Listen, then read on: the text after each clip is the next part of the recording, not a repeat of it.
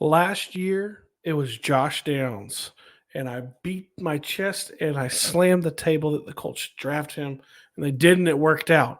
This year, who's that guy? I'm going to tell you, if you don't already know, on this, the No Horsing Around podcast.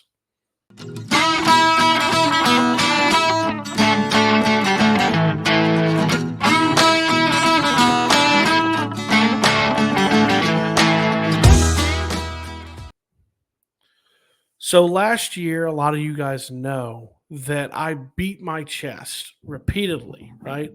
For Josh Downs. I loved him coming out of North Carolina. I thought he was one of the best receivers in the draft that the Colts could probably try to go get where they wanted to get him, and was ecstatic when they did it, was thrilled, and was proven right by his stats and how he played his rookie season, right? He was one of the better rookie wide receivers in the NFL, proved to be kind of that first down go-to guy. For Gardner Minshew, looked great. So who's my guy? Who's that this year, right? Who am I beating the chest for? Who is the player that I am most excited about that I believe the Colts could take? Let's stop beating around the bush, right? Like, it's Xavier Worthy out of the University of Texas. Why do I like him, right? I mean, as the title says, the Xavier Worthy effect, transforming the Indianapolis Colts offense. You have your wide receiver number one in Michael Pittman Jr. He's the guy who's going to go get you those yards. He's going to get you those tough catches. He's going to get those contested combat catches down the field. He's going to get, 7 to 12 catches a game. He's your guy. You got Josh Downs, who's coming out of the slot, who's picking up 10 yards whenever you need it, 5 yards. You need a first down. It's 3rd and 7. He's getting you 8. And he proved that he can be after the catch. We're all excited to see that. You have Alec Pierce, who's there, right? And this is not a knock on Alec Pierce, but I've not seen it. And that is the Xavier Worthy effect. You have to have a guy that can stretch the field. And you're talking about a guy with just world-class speed. And I know, I can hear you guys now. Steven, it's not all about speed, right?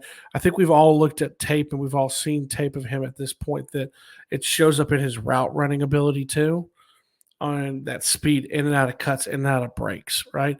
But he has this otherworldly speed.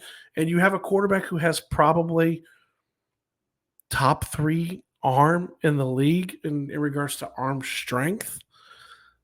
And you could just chuck the ball to him. I mean, when you're looking at it, when was the last time that we can sit here and remember the Colts having a burner of a receiver? Several years ago, I said on this show, or a different iteration of this show, with my good friend Rashad, right?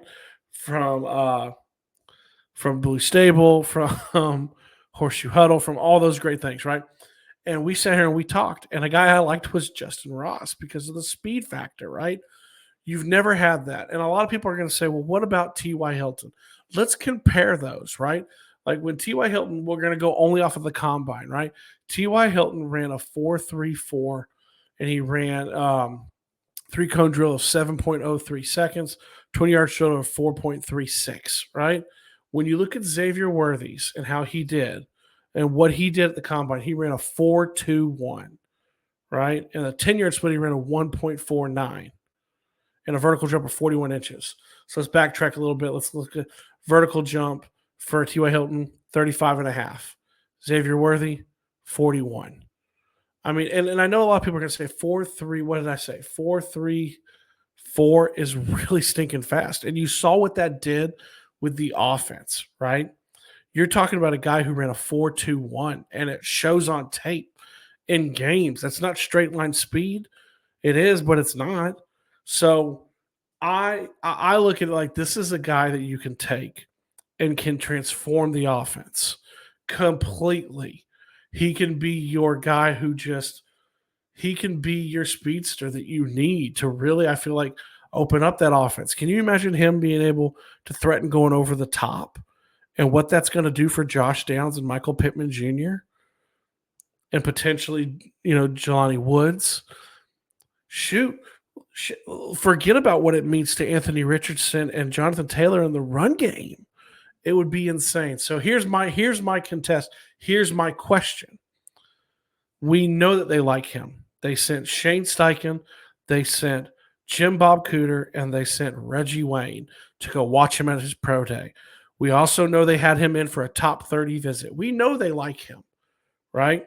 You're sitting at 15. Here is my question. Everyone keeps talking about you trade back. If he's your guy you want in the first round, trade back, get into the later teens into the top of the 20s.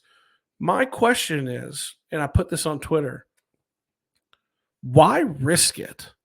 If this is your guy, you're not taking him into the top 5. You're not pulling a Titans and taking a Corey Davis in the top 5, or the Bengals when they took Justin Ross really high, or the Titans when they took Treylon Burks. You're not doing things like that. You're not taking him as the first receiver off the board. He's probably, if you're taking him, he's probably the 4th, right?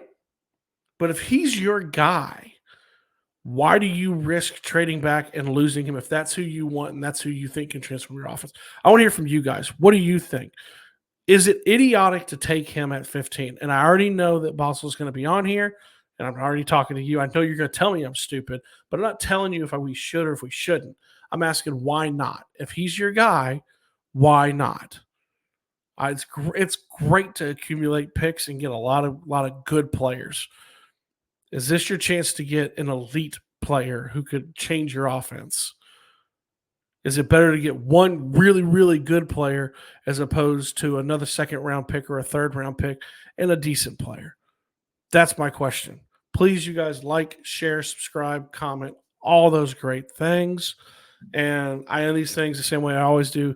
I love you. He's not sitting with me on the show anymore, but I know Zach loves you. I'm out.